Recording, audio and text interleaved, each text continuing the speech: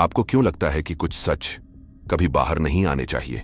क्या इसलिए कि वो बहुत डरावने हैं, या इसलिए कि वो आपको दिखाते हैं कि जिस दुनिया को आप सुरक्षित मानते हैं वो सिर्फ एक कागज का घर है जो एक गहरे काले झूठ पर खड़ा है? आप मानते हैं कि व्यवस्था आपकी रक्षा करती है। आप अनुमान अस्यूम लगाते हैं कि ताकतवर लोग आपको न्याय दिलाएंगे। यह एक आरामदायक कल्पना, इमेजिनेशन है। अगले कुछ मिनटों में आपकी यह चेतना, कॉन्शियसनेस बिखर जाएगी। आप एक ऐसी कहानी सुनने जा रहे हैं जो सिर्फ डरावनी नहीं है, यह असली है। यह उस तरह का सच है जिसे दफना दिया गया था, और जब यह खत्म होगी आप फिर कभी किसी छोटे शांत कस्बे को उसी नजर से नहीं देख पाएंगे। आप सवाल करने लगेंगे कि आपके अपने कस्बे में कौन सा झूठ आपको और मुझे जिंदा रखे हुए है। 1976 केंटकी का एक छोटा सा घुटन भरा कस्बा। यहां हर कोई हर किसी को जानता था, या कम से कम वो ऐसा मानते, अस्यूम थे। दीवारें पतली थीं और नजरें हमेशा आप पर टिकी रहती थीं, हर हरकत को भांपती हुई। आप जानते हैं ना, वो एहसास जैसे आप एक बंद डिब्बे में हों और हवा लगातार कम हो रही हो। मेरा राज्य, स्टेट वही था। मैं वो लड़की थी जो पटरियों के दूसरी तरफ से आई थी, वो लड़की जो कभी भी उनमें से एक नहीं हो सकती थी, चाहे मैंने कितनी भी कोशिश की हो। इस कस्बे में आपका होना, योर बीइंग, आई एम, इस बात से तय होता था कि आपका परिवार कौन है, आपकी जेब कितनी गहरी है और आप चर्च में कितनी जोर से आमीन कहते हैं। और मेरा परिवार, खैर, मेरा परिवार टर्नर परिवार नहीं था। ये वो अटल सच था जिसे बदला नहीं जा सकता था, या शायद ये सिर्फ मेरा सबसे गहरा अनुमान, असम्पशन था। एक ऐसा एहसास जिसे मेरे अंदर इतनी गहराई तक ठूंस दिया गया था कि वो मेरी चेतना, कॉन्शियसनेस का, मेरी सांस का हिस्सा बन गया था। और फिर था कालेब टर्नर। वो धूप जैसा था उस घुटन भरी जगह में, या कम से कम मैंने ऐसा महसूस, फील करना चुना था, क्योंकि मुझे किसी चीज पर यकीन करने की जरूरत थी। वो जज रेमंड टर्नर का बेटा था।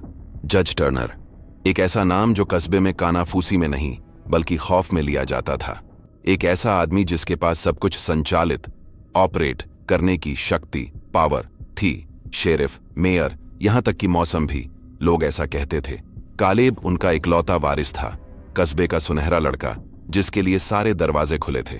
और मैं 17 साल की थी, एक डिनर में वेट्रेस थी, और मुझे हर पल पता था कि मैं काफी अच्छी नहीं हूं। ये सिर्फ एक ख्याल नहीं था, ये कस्बे का मौन चयन, सिलेक्शन था। हम छिपकर मिलते थे, पुराने तंबाकू के खलिहानों के पीछे, उस गंध में जो हवा में लटकी रहती थी चांदनी के नीचे। ये रोमांचक था, खतरनाक भी। हर दूर से आती गाड़ी की आहट पर मेरा दिल मेरी पसलियों से टकराता था। मुझे लगता था कि हम एक खेल खेल रहे हैं, व्यवस्था को धोखा दे रहे हैं।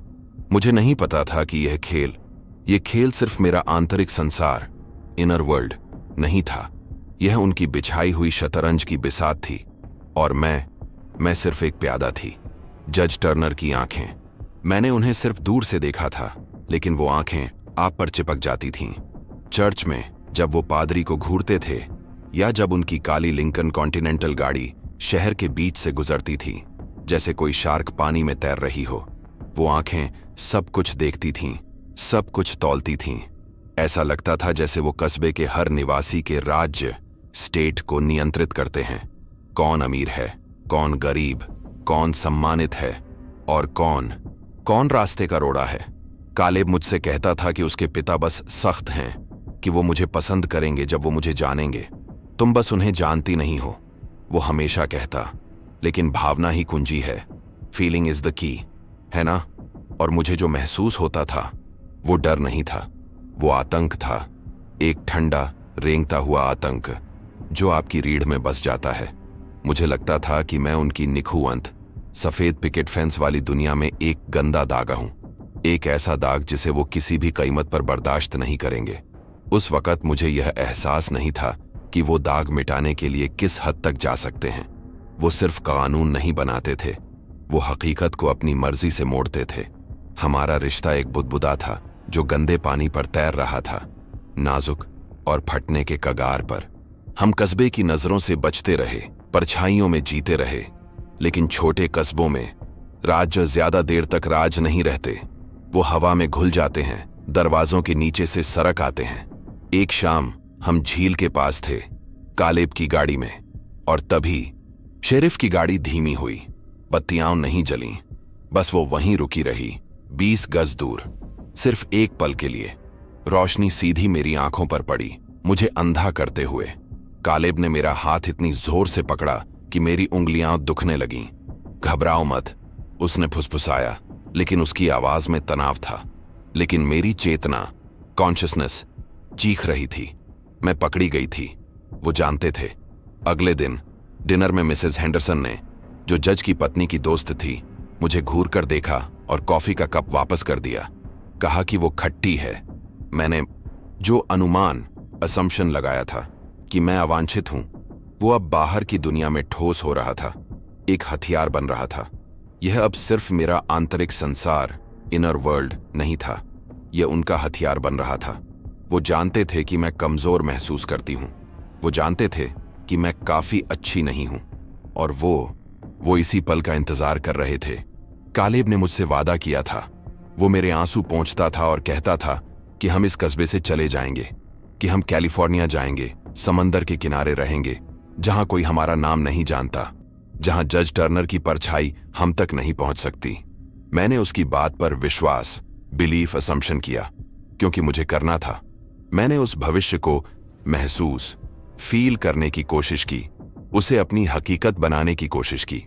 एक ऐसी दुनिया जहां मैं सिर्फ आई एम हो सकती थी, न कि जज टर्नर के बेटे की गंदी छोटी सीक्रेट। लेकिन जैसा कि मैंने कहा, यह 1976 तक था और यह कैंट की था।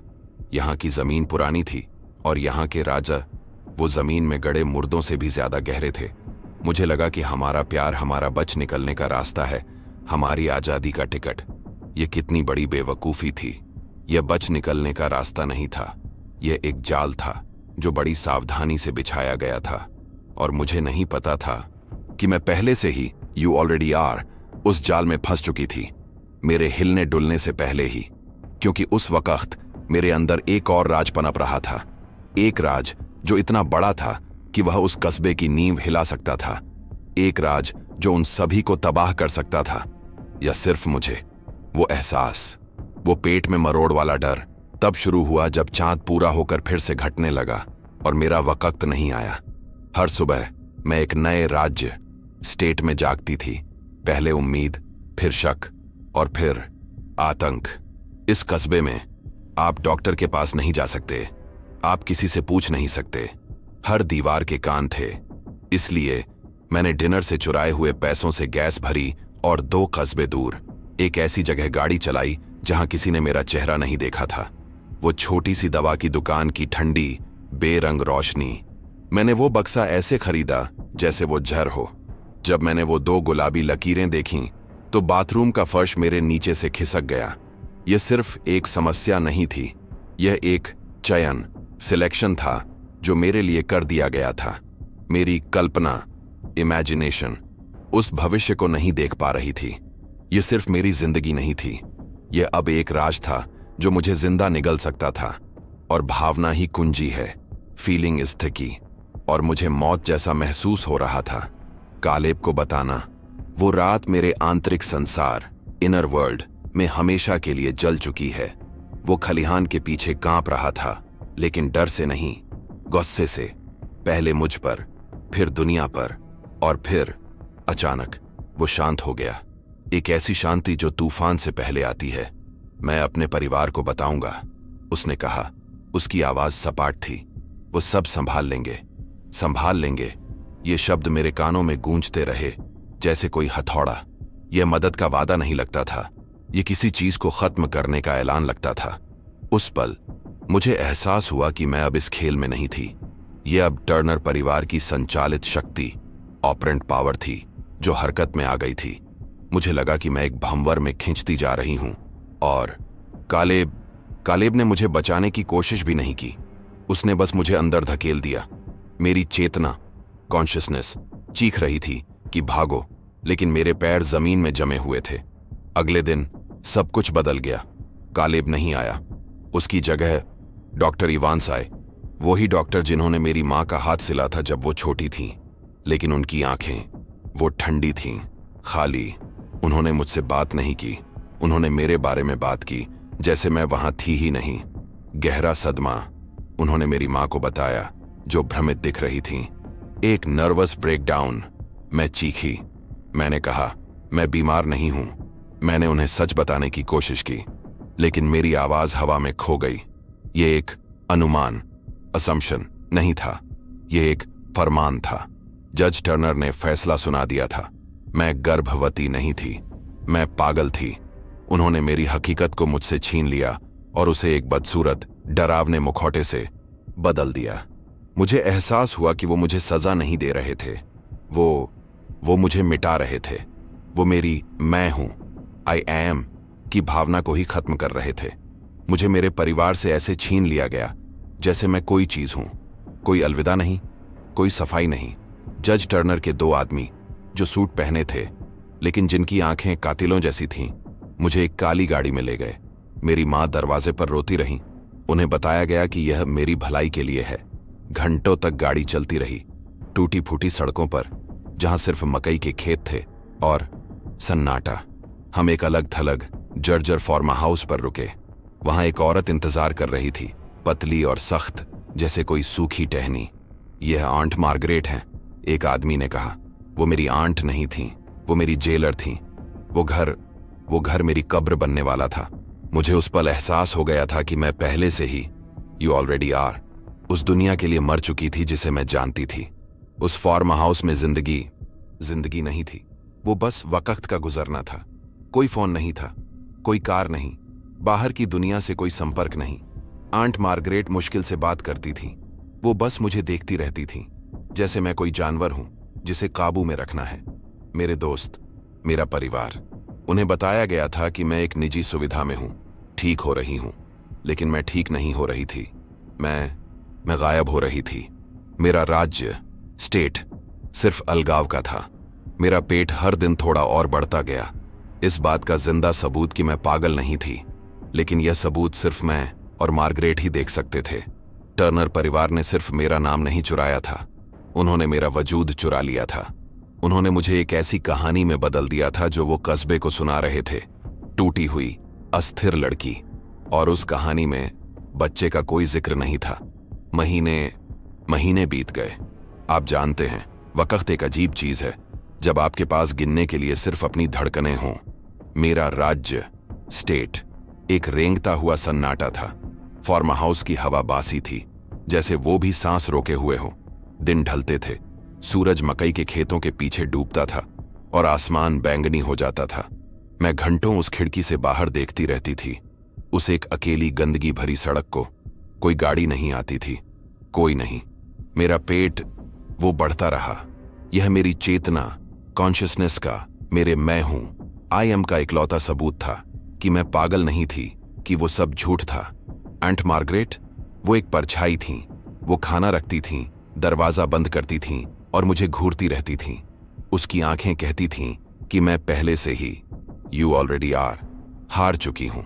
वो इस अनुमान, असम्पशन की रखवाली कर रही थीं कि मैं एक टूटी हुई चीज हूं जिसे दुनिया से छिपा दिया गया है। यह अलगाव यह सिर्फ शारीरिक नहीं था, यह मेरी आत्मा को कुतर रहा था, मुझे मेरी ही हकीकत से काट रहा था। और फिर एक शाम, जब हवा में बर्फ की महक थी, वो आए। एक काली लिंकन कॉन्टिनेंटल गाड़ी, कीचड़ से सनी हुई, उस गंदगी भरी सड़क पर ऐसे आई जैसे वो उसकी मालिक हो। जज टर्नर और कालेब। मेरा दिल, मुझे लगा वो मेरी पसलियों को तोड़कर बाहर निकल आएगा। वो महीनों में पहली बार था जब मैंने उसे देखा था। जज टर्नर पहले अंदर आए। उन्होंने अपना महंगा ओवरकोट नहीं उतारा। उन्होंने कमरे को ऐसे देखा जैसे वो किसी गंदी चीज को देख रहे हों। उनकी संचालित शक्ति, ऑपरेंट पावर, इतनी घनी थी कि कमरे का तापमान गिर गया। कालेब उनके पीछे आया, अपनी नजरें फर्श पर गड़ाए हुए। वो अब वो लड़का नहीं था जिसे मैं जानती थी।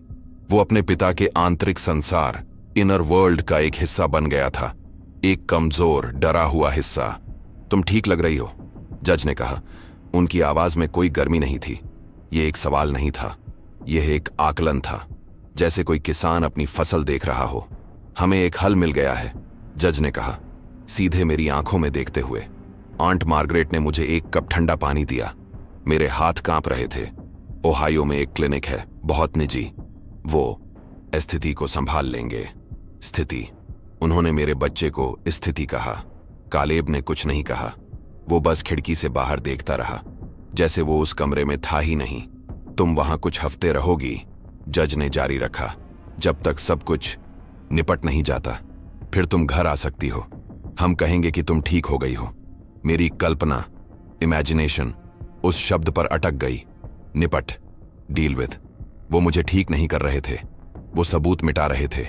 उन्हें मेरा ब्रेकडाउन नहीं चाहिए था, उन्हें मेरा बच्चा चाहिए था। वो उसे मुझसे छीनने वाले थे। यह चयन, सिलेक्शन, मेरा नहीं था, यह उनका था। और उस क्लिनिक में मुझे नहीं पता था कि निपटाने का मतलब क्या था। क्या वो उसे गोद दे देंगे या कुछ और? उस पल में मुझे एहसास हुआ, मैं एक इंसान नहीं थी, मैं एक ढीला सिरा थी जिसे बांधना जरूरी था। लेकिन उस रात कुछ बदल गया। भावना ही कुंजी है, फीलिंग इज द की, है ना?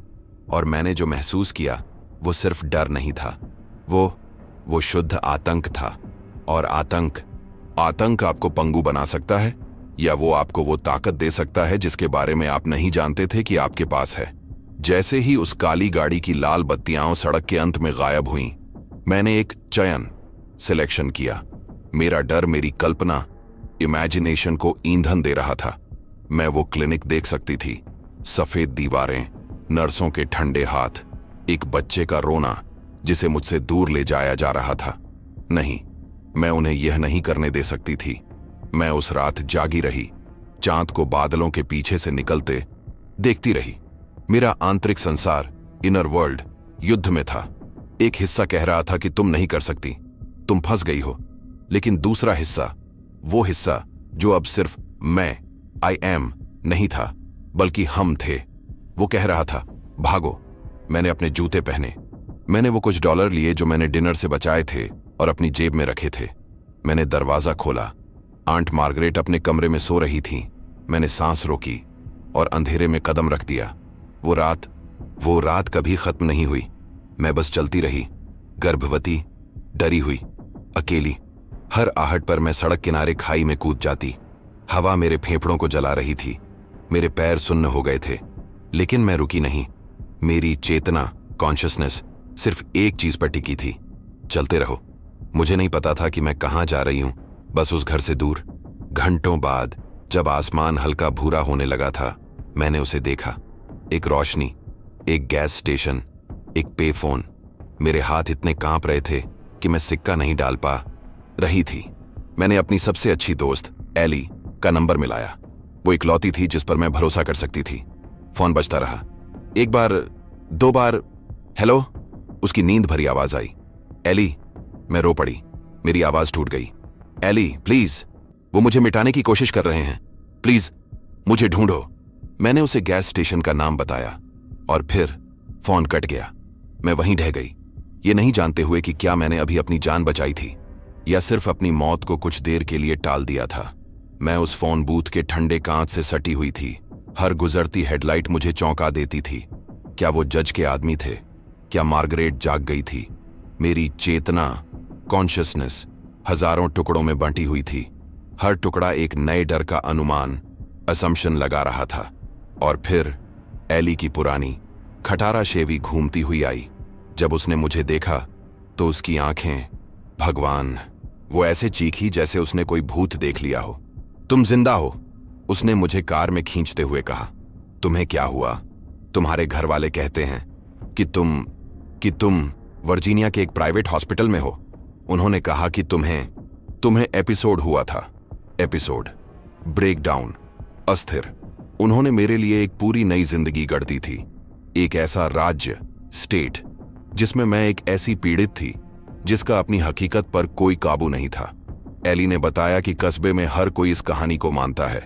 टर्नर परिवार ने मेरी मां को भी यही विश्वास दिलाया था। मैं सिर्फ भागी नहीं थी, मैं एक ऐसी लड़की बन गई थी जो आधिकारिक तौर पर मौजूद नहीं थी। एली मुझे लुइसविल ले गई। जैसे जैसे हम उस कस्बे से दूर होते गए, मेरे आंतरिक संसार, इनर वर्ल्ड में कुछ टूटा।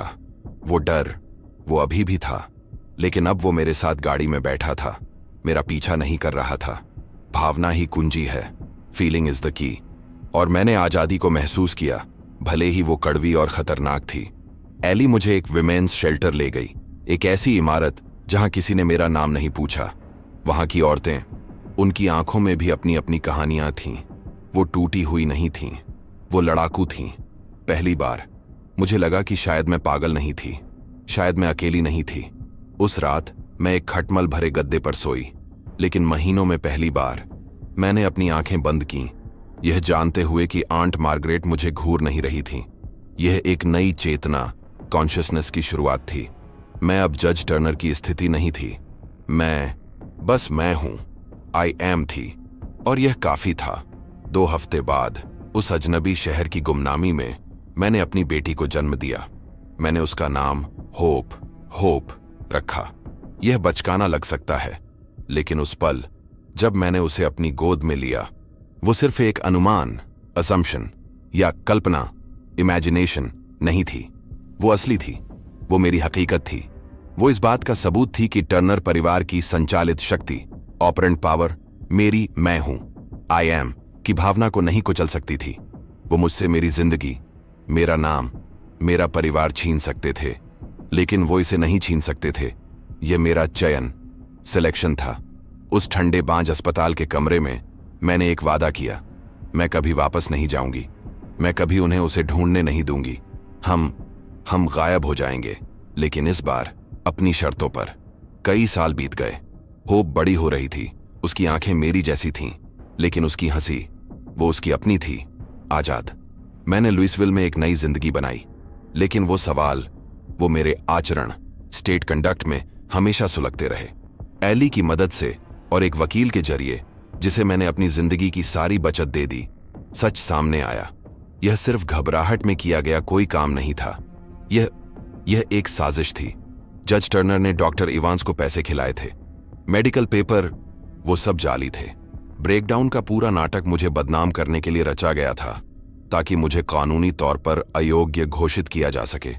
वो ओहायो क्लिनिक, वो असली था। वो एक ऐसी जगह थी जहां समस्याग्रस्त लड़कियों के बच्चों को अमीर बेऔलाद जोड़ों को बेच दिया जाता था। वो मुझे मेरी बेटी से हमेशा के लिए अलग करने वाले थे, मेरी सहमति के बिना। मेरी संचालित शक्ति, ऑपरेंट पावर का कोई मतलब नहीं था। उनके पास असली शक्ति थी। आज भी मैं उस कस्बे से बहुत दूर रहती हूं। होप कॉलेज में है। वो उस अतीत के बारे में कुछ नहीं जानती। उसके लिए यह सिर्फ एक कहानी है, लेकिन मेरे लिए यह हर दिन है। केंटकी में वापस। जज टर्नर की मौत हो चुकी है, एक सम्मानित व्यक्ति के तौर पर। कालेब ने परिवार का कारोबार संभाल लिया है, और कस्बे के ज्यादातर लोग, वो अब भी उस पुरानी कहानी पर विश्वास करते हैं। वो अब भी बेचारी टूटी हुई लड़की के बारे में बात करते हैं, जिसे इतने सालों पहले एक नर्वस ब्रेकडाउन हुआ था। उन्हें नहीं पता कि वो टूटी हुई लड़की बच गई। उन्हें नहीं पता कि वो जीत गई, या शायद वो नहीं जीती, क्योंकि आप जानते हैं, आप पहले से ही, यू ऑलरेडी आर, वो हैं जो आप बन गए हैं। और मैं वो भूत हूं जो बच निकला। लेकिन झूठ अभी भी उस कस्बे में जिंदा है, मेरी जगह ले रहा है। वो झूठ आज भी जिंदा है। वो उस कस्बे की हवा में सांस ले रहा है, क्योंकि असली शक्ति, पावर को आपको शारीरिक रूप से चोट पहुंचाने की जरूरत नहीं है। उसे बस आपकी हकीकत को संचालित, ऑपरेट करने की जरूरत है। उसे बस यह तय करना है कि दुनिया आपको किस राज्य, स्टेट में देखती है। तो आप अपने आसपास कितनी अच्छी तरह से घड़ी गई कहानियों पर विश्वास करते हैं। आप कितने पागल लोगों को जानते हैं, जिन्होंने शायद बस एक असुविधाजनक सच कहा था। अगर इस सच ने आपके आंतरिक संसार, इनर वर्ल्ड को झकझोर दिया है, तो रुकिए, क्योंकि अगली कहानी उस अंधेरे को उजागर करती है जो कस्बों को नहीं, बल्कि परिवारों को अंदर से खाता है।